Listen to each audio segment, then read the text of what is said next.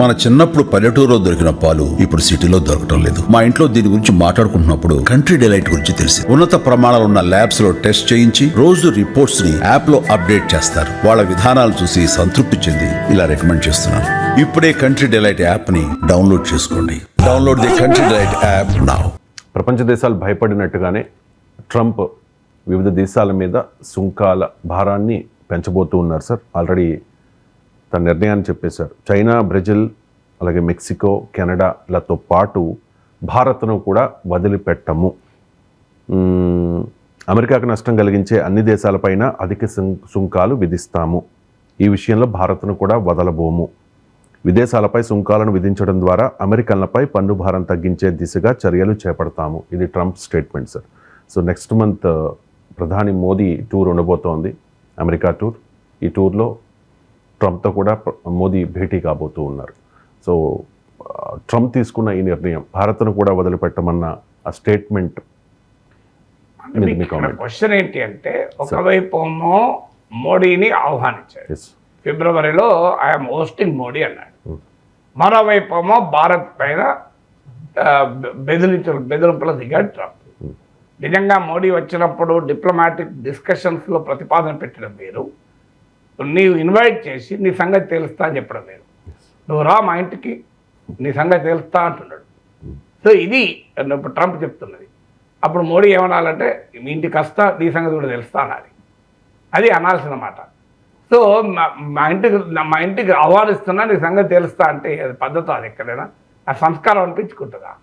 లేదా diplomatic డిస్కషన్స్లో America concern America చెప్తుంది, India concern India చెప్తుంది. It's not a way to deal with a friendly nation. అన్ని దేశాలతో అలాగే బిహేవ్ చేస్తున్నాడు ట్రంప్. ఇప్పుడు ఆ కొలంబియాకు, మెక్సికోకు, బ్రెజిల్కు యుద్ధ విమానాలు పంపాడు. యుద్ధ విమానాల్లో ఇల్లీగల్ ఇమిగ్రెంట్స్ను బేడీలేసి హ్యాండ్ కప్స్ వేసి పంపించాడు. చాలా సీరియస్గా కొలంబియా రియాక్ట్ అయింది. నువ్వు పంపాల్సిన అవసరం లేదు, మా విమానాలే పంపుతాం, మా విమానాల్లో మా పౌరులను తీసుకొస్తామని చెప్పారు. బ్రెజిల్ వాళ్ళు అలాగే సీరియస్గా రియాక్ట్ అయ్యారు. మీరు మా విత్ డిగ్నిటీ మా వాళ్ళని తీసుకురావాలి తప్ప నువ్వు మిలిటరీ కార్గో సరుకులు రవాణా చేసే మిలిటరీ ఎయిర్క్రాఫ్ట్లో బేడీలేసి పంపించారు. వాళ్ళందరూ క్రిమినల్స్ కాదు, అందరూ క్రిమినల్స్ అంటున్నాడు, ఏలియన్ క్రిమినల్స్ అంటున్నాడు. వాళ్ళంతా క్రిమినల్స్ కాదు, అందులో కొంతమంది ఉంటే క్రిమినల్స్ ఉండొచ్చు. ఇప్పుడు ఇండియా నుంచి పోయిన వాళ్ళు అయితే ఎవరు క్రిమినల్ కాదు. ఏదో అక్కడ అవకాశాలు ఉన్నాయి అని వెళ్ళారు. అమెరికా కూడా అవసరం ఉందని వాడుకున్నారు. ఇప్పుడు వాళ్ళకి క్రిమినల్స్ అంటే ఎట్లా? ఇప్పుడు మన వాళ్ళు బోలెడు మంది అమెరికాలో ఇల్లీగల్గా ఉన్నారు. అంటే ఇలాంటి వాళ్ళతో క్రిమినల్సా? వాళ్ళకి ఇండియాలో ఏమైనా క్రిమినల్ చరిత్ర ఉందా? కానీ ఒక విదేశీ పౌరుల్ని ఏ ఆధారము లేకుండా వాళ్ళు క్రిమినల్స్ అని చెప్పి ట్రంప్ మాట్లాడుతున్నాడు. చదువుతోనే సమాజంలో మార్పు సాధ్యమని నమ్మిన వ్యక్తి, మారుమూల గ్రామంలో పుట్టి వేలాది మందిని మేధావులుగా తీర్చిదిద్దిన విద్యావేత్త, మనలో ఒక్కడు మల్క కుమరయ్యకు టీచర్స్ ఎమ్మెల్సీ ఎన్నికల్లో మొదటి ప్రాధాన్యతగా ఓటేద్దాం, గెలిపిద్దాం. అందుకే బ్రెజిల్ రియాక్ట్ అయింది, మీకు కెనడా, మీకు కొలంబియా రియాక్ట్ అయింది, ఆఖరికి చిన్న కంట్రీ గాటర్మాలా రియాక్ట్ అయింది. ఇండియా రియాక్ట్ కావాలి. ఏం మాట్లాడుతున్నావా ట్రంప్? వాళ్ళు క్రిమినల్స్ కాదు, ఏది వాళ్ళు ఇల్లీగల్ అయితే పంపించేసే, we are ready to take. America cargo విమానం కాదు, ఇండియన్ ఎయిర్ ఫోర్స్ విమానాలు వెళ్ళి చాలా గౌరవంగా మన వల్ల మనం తీసుకొచ్చుకోవాలి. ఏస్ ఇల్లీగల్గా ఉండొచ్చు అమెరికాలో, ఇల్లీగల్గా వాళ్ళు ఉండడితేనే ఉన్నారు కదా. వీళ్ళు క్రిమినల్ అయితే క్రిమినల్ పనులు అమెరికా అధికారులు కూడా చేశారు కదా. వాళ్ళు ఎందుకు ఎలా చేశారు? మీరు వాళ్ళు ఓపెన్గా వాళ్ళ రహస్య జీవిత అజ్ఞాతవాసం జరిపారా? వాళ్ళని అడవులలో నుండి కెమెరా ఆపరేషన్ జరిపారా? వాళ్ళు ఓపెన్గా నీ మెక్డొనాల్డ్స్లో పనిచేశారు, నీ కేఎఫ్సీలో పనిచేశారు, నీ వాల్మార్ట్లో పనిచేశారు, నీ గ్యాస్ స్టేషన్లో పనిచేశారు కదా. వీళ్ళంతా ఓపెన్గా పనిచేశారు కదా. మీరు ఇప్పుడు 18,000 మంది ఇండియన్స్ కూడా మరి బేడీలేసి పంపిస్తాడేమో చూడాలి ట్రంప్. అందువల్ల ఒక దేశంతో డీల్ చేయడంలో నేను అగ్రరాజ్యం, నాకు తిరుగులేదు, నేను ఇష్టం వచ్చినట్టు డీల్ చేస్తా అంటే కరెక్ట్ కాదు. ఒకవైపు మోడీని ఆహ్వానించాడు, సంతోషం. ఎందుకంటే సహజంగా ఇప్పుడు లాస్ట్ మనకు ప్రియారిటీస్ చూస్తే ట్రంప్ ఫస్ట్ టైం ప్రెసిడెంట్ అయినప్పుడు ట్రంప్ జూన్లో ఇన్వైట్ చేశాడు మోడీని వైట్ హౌస్కు. తర్వాత బైడెన్ ప్రెసిడెంట్ అయ్యాక జనవరిలో, ఎవరైనా జనవరిలోనే ప్రెసిడెంట్ అవుతారు, సెప్టెంబర్లో ఇన్వైట్ చేశాడు. ఇప్పుడు ఫిబ్రవరిలోనే ఇన్వైట్ చేస్తున్నాడు. డెఫినెట్గా ఇది ప్రియారిటీ భారతదేశానికి ఇచ్చినట్లు. ఒకటి. రెండు, మార్క్ రూబియో అమెరికా విదేశాంగ మంత్రి మొదటిసారిగా భారత విదేశాంగ మంత్రితోనే సమావేశమయ్యాడు. అది కూడా ఒకటి పాజిటివ్ కాదని అనం. సో అందువల్ల మోడీ మా భారత ప్రధానమంత్రిని వితిన్ 1 month అమెరికా అధ్యక్షుడు తన వైట్ హౌస్కి ఆహ్వానించడం అనేది ప్రియారిటీ. ఇప్పుడు మనం కొత్తగా ఇల్లు కట్టుకుంటాం, ఇల్లు కట్టుకున్న వెంటనే మనకు బాగా క్లోజ్ ఉన్న వాళ్ళు మొదలు డిన్నర్ పిలుస్తాం కదా. ఎవరిని మొదట్లో డిన్నర్ పిలిచాం? ఫస్ట్ 1 వీక్లో ఎవరిని డిన్నర్ పిలిచాం? ఫస్ట్ 1 మంత్లో ఎవరిని డిన్నర్ పిలిచాం? 6 నెలల తర్వాత ఎవరిని డిన్నర్ పిలిచాం? ఏడాదికి ఎవరిని పిలిచాం? అసలు ఎప్పుడు పిలవలే డిన్నర్కు. ఇది ప్రియారిటీని తెలియజేస్తుంది. అందువల్ల ఖచ్చితంగా మోడీని వితిన్ 1 మంత్ ఆ వైట్ హౌస్కు ట్రంప్ ఆహ్వానించడం, ఇండియాకు ప్రియారిటీ ఇవ్వడం, అక్కడ వరకు సంతోషపడతాం. కానీ ఏం చేస్తున్నాడు? బెదిరిస్తున్నాడు. అంటే అర్థం ఏంటి? మనం మొదటి 1 వీక్ మొదటి 1 మంత్లో పిలవడం 2 రకాలు ఉంటాయి. గౌరవంతో పిలవడం ఒకటి, బెదిరించడానికి పిలవడం ఒకటి.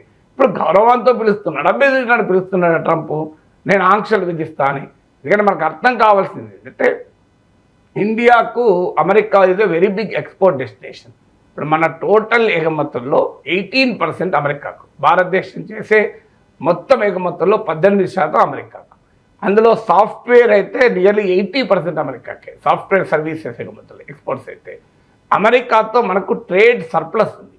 చైనా మీకు $35 బిలియన్ సర్ప్లస్ ఉంది. చైనాతో పోలిస్తే చాలా తక్కువ, 1/10 కూడా ఉండదు. బట్ స్టిల్ ట్రేడ్ సర్ప్లస్ ఉంది. అంటే అర్థం ఏంటి? మనం అమెరికాకు ఎగుమతి చేసేది ఎక్కువ, అమెరికా నుంచి మనము దిగుమతి చేసుకునేది తక్కువ. అందువల్ల ఇప్పుడు ట్రంప్ కనుక టారిఫ్ విధిస్తే ఖచ్చితంగా ఇండియన్ ఎక్స్పోర్ట్స్ ఇబ్బందుల్లో పడతాయి. సో అందువల్ల ట్రంప్ టారిఫ్ను మనం వ్యతిరేకించాల్సిన అవసరం భారతదేశానికి ఎందుకు ఉంది అంటే డెఫినెట్గా మన ఎక్స్పోర్ట్ దెబ్బతింటాయి, ఈ ట్రేడ్ సర్ప్లస్ దెబ్బతింటుంది, మనకు అమెరికా నుంచి చీప్ దిగుమతులు వచ్చి మీద పడతాయి.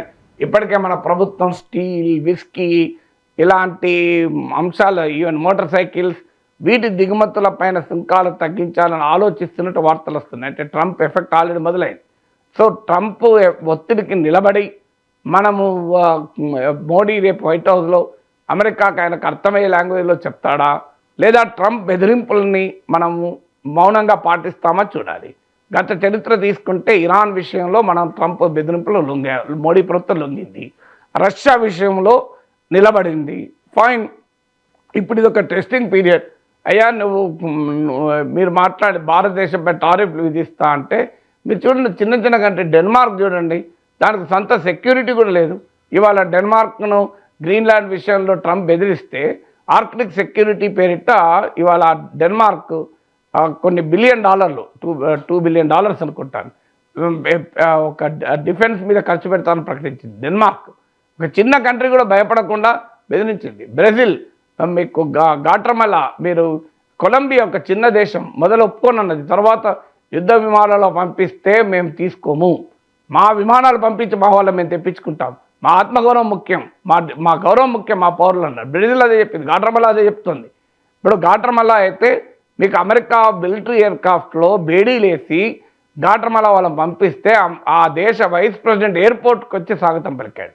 అంటే ట్రంప్ క్రిమినల్స్ నుంచి పంపిస్తే వీళ్ళు క్రిమినల్స్ కాదు, మా దేశస్తులను గౌరవిస్తామని చెప్పి వైస్ ప్రెసిడెంట్ ఎయిర్పోర్ట్కి వచ్చి వాళ్ళకి స్వాగతం పలికాడు. అందులో కొంతమంది క్రిమినల్స్ ఉండొచ్చు, వాళ్లకు బేడీలు అలాగే ఉన్నాయి, కానీ అత్యధిక మంది బేడీలు కూడా తొలగించారు. అంటే ఒక ట్రంప్ ఏమో వాళ్ళ క్రిమినల్స్ ముద్ర వేసి పంపిస్తే దేశ వైస్ ప్రెసిడెంట్ రిసీవ్ చేసుకున్నాడు, మా దేశస్తులయ్యా ఇల్లు అని. అది కదా ఒక ప్రౌడ్, ఒక ఆత్మగౌరవం నేషన్ రియాక్ట్ కావాలి. ఇండియా కూడా రియాక్ట్ అవుతుంది, కౌతలేదని మనం మీరు వెంటనే కంక్లూజన్ రాకండి. ఇప్పటివరకు ఎవరు చెప్పారు? ఇప్పటివరకు రియాక్ట్ అవుతుంది ఇండియా. మనమేమి ఇప్పుడు లొంగిపోయిందని కంక్లూజన్ దయచేసి రాకూడదు. ఇప్పుడు ఉదాహరణకు మన వాళ్ళు ఇంకో ఎగ్జాంపుల్ చెప్తాను. ఇప్పుడు ఆల్రెడీ మనం చైనాతో రిలేషన్స్ను ఇంప్రూవ్ చేసుకుంటున్నాం. ఎందుకు చేసుకుంటున్నాం? మనం ట్రంప్కు భయపడి ఉంటే చైనాకు దూరం ఉండాలి కదా. చైనాతో మనకు సరిహద్దు గొడవ కూడా ఉంది. ట్రంప్కు నిజంగానే భయపడి ఉంటే మనం చైనాతో సంబంధాలు పెట్టుకోకూడదు. మరి ఇవాళ నిన్న కాక మొన్న మన foreign secretary Vikram Misri Beijing వెళ్ళాడు. అసలు డైరెక్ట్ ఫ్లైట్స్ మళ్ళీ రెజ్యూమ్ అవుతున్నాయి బీజింగ్కు, ఇండియాకు. అలాగే మీకు వీసాలు ఇస్తామని ప్రకటించాడు. చైనా వైస్ ఫారిన్ మినిస్టర్ ప్రకటించాడు. ఇక నుంచి పరస్పర అనుమానంతో మనం చూసుకోకూడదు, పరస్పరం సహకరించుకోవాలని చెప్పారు. మన ఫారిన్ మినిస్టర్ చైనాకి వెళ్ళాడు. గాల్వాన్ లోయ పైన అంత పెద్ద ఉద్రిక్తత జరిగితే బార్డర్ అగ్రిమెంట్ కుదిరి విడ్రా అయ్యారు. ఇవన్నీ దేనికి చేయడం? ట్రంప్కి ఒక రకమైన ఇండికేషన్. ఒకవైపు ఏమో అమెరికాతో కలిసి క్వాడ్లో మన సభ్య దేశం. ట్రంప్ ప్రెసిడెంట్ అయ్యాక ఫస్ట్ మీటింగ్ క్వాడ్ మీటింగ్ జరిగింది, క్వాడ్ ఫారిన్ మినిస్టర్. అంటే చైనాకు వ్యతిరేకంగా అమెరికాతో కలుస్తూ అదే సమయంలో అమెరికాకు ఒక రకమైన హెచ్చరిక, అయ్యా నువ్వే కాదు మాకు చాలామంది ఉన్నారని. అందుకే ఇప్పుడు మనము చైనాతో ఆ ట్రేడ్ ఇంప్రూవ్ చేసుకోవడానికి రిలేషన్ ట్రై చేస్తున్నాం. నేననేది అంటే మనం ఇప్పటికిప్పుడు కంక్లూజన్కి వచ్చి మోడీ ఏదో ట్రంప్కి లొంగిపోయాడు అని కాదు, కానీ లొంగిపోకూడదు అని చెప్పాను. నేనే ఉదాహరణ చెప్పాను మీకు. రష్యా విషయంలో లొంగిపోలేదు, అది అప్రిషియబుల్. ఇరాన్ విషయంలో లొంగిపోయాం. ఇరాన్ నుంచి ఆయిల్ దిగుమతులు 10%. ట్రంప్ ఫస్ట్ ప్రెసిడెన్సీ లేదు. ఒక ట్రంప్ రాకముందు మన టోటల్ ఆయిల్ దిగుమతుల్లో 10% ఇరాన్ నుంచి ఉండే, అది కాస్త జీరోకి తెచ్చుకున్నాం. కానీ రష్యా నుంచి అమెరికా బైడెన్ హెచ్చరించాడు, యూరోప్ హెచ్చరించాడు, మనం ఎక్కడ వినలే. రష్యా 1% ఉంటే మన టోటల్ ఆయిల్ దిగుమతుల్లో 1% రష్యా ఉంటే అది లీడింగ్ దాకా వచ్చింది. కానీ అదే సమయంలో అమెరికా ఒత్తిళ్లకు తల వంచి రక్షణ దిగుమతులు పెంచుకున్నాం. ఇప్పుడు ట్రంప్ ఇంకోటి కూడా చెప్తున్నాడు, మిలిటరీ ఇంపోర్ట్స్ మీరు ఎక్కువ చేసుకోవాలి, మా దగ్గరికి ఆయుధాలు కొనుక్కోవాలని ఒత్తిడి చేస్తున్నాడు. దానికి ఆల్రెడీ ఇప్పటికే భారత ప్రభుత్వం ఒక రకంగా లొంగిపోయింది. ఒకప్పుడు రష్యా నుంచి మనం టోటల్ డిఫెన్స్ ఇంపోర్ట్స్లో 75% రష్యా నుంచి ఉంది. ఏ దేశం పైన కూడా అంత ఆధారపడడం మంచిది కాదు. ఇప్పుడు తగ్గి రష్యా నుంచి 1/3 ఉంది. మీకు అమెరికా నుంచి కూడా 13% పెరిగింది.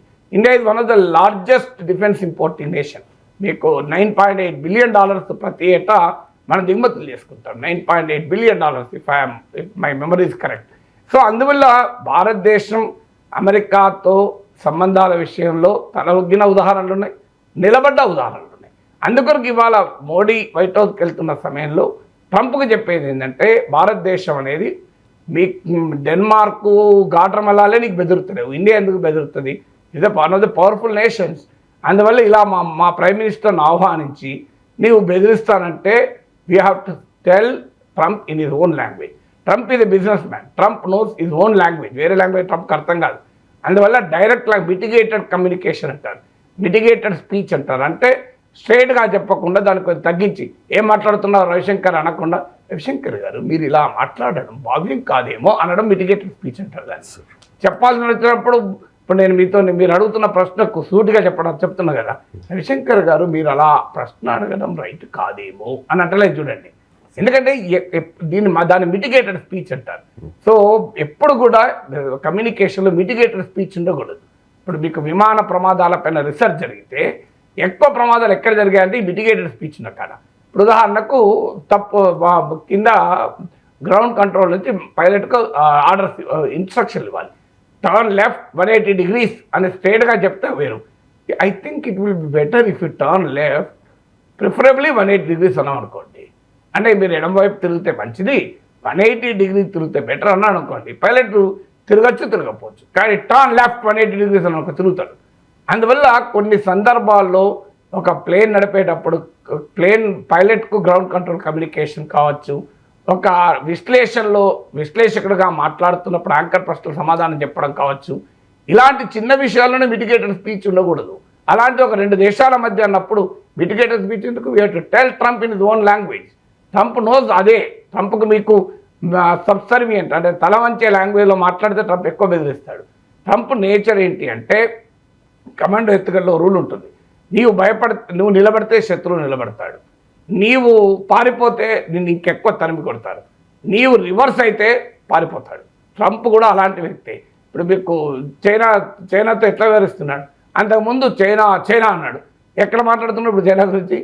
ఫస్ట్ అసలు చైనా పైన టారిఫ్ల గురించి ప్రస్తావన నిన్న తీశాడు, ఫస్ట్ డే తీయలే. జింపింగ్ ఆహ్వానించాడు, చైనా అమెరికా కలిస్తే ప్రపంచ సమస్యల పరిష్కారం చెప్పొచ్చు అన్నాడు.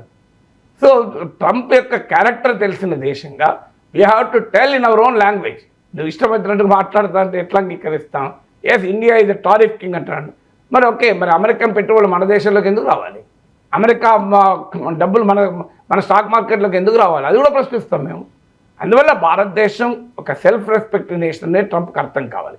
అదే సమయంలో 2 దేశాల మధ్య సంబంధాలు అవసరం. చైనాతోనే సరిహద్దు వివాదం ఉన్న చైనాతోనే మన సంబంధాలు పెట్టుకున్నప్పుడు అమెరికాతో వద్దా? ఖచ్చితంగా ఇది అమెరికాతో అవసరం. ప్రపంచంలో అమెరికా అవసరం లేని దేశం ఏది ఉంటుంది? But that has to be based on mutual respect. నేను బెదిరిస్తా, నేను టారిఫ్ కింగ్ అంటా, నీ సంగతి చెప్తా, నీ అంతు చూస్తా అంటే అది ఎందుకు మనం భయపడాలి? ఇదే ప్రపంచం మారిపోతుంది, అర్థం కావాలి. ఇలా ఎండాకాలం మన ఆర్టిఫిషియల్ ఇంటెలిజెన్స్ రంగంలో చూసాం కదా, అమెరికా తిరుగులేని శక్తి అనుకుంటే డీప్ సీకి వచ్చి అమెరికన్ స్టాక్ మార్కెట్లో ఒక్కరోజు $1 ట్రిలియన్ ఎగిరిపోయాయి. అమెరికా మొత్తం షేక్ అవుతుంది. ట్రంప్ కూడా షేక్ అయ్యాడు, ఇది వేకప్ కాల్ అన్నాడు. అందువల్ల world is not still a world of monopoly. India కూడా ఈ మల్టీపోలార్ వరల్డ్లో ఇది one of the very big power. అందువల్ల ఎట్టి పరిస్థితుల్లో మోడీ బెదిరింపులను భారతదేశం అంగీకరించకూడదు. వీ హ్యావ్ టు రివర్స్గా మోడీకి అర్థమయ్యే భాషలో చెప్పాలి, చెప్తాడు మోడీ అని ఆశించుదాం, చెప్పనప్పుడు ప్రశ్నించుదాం.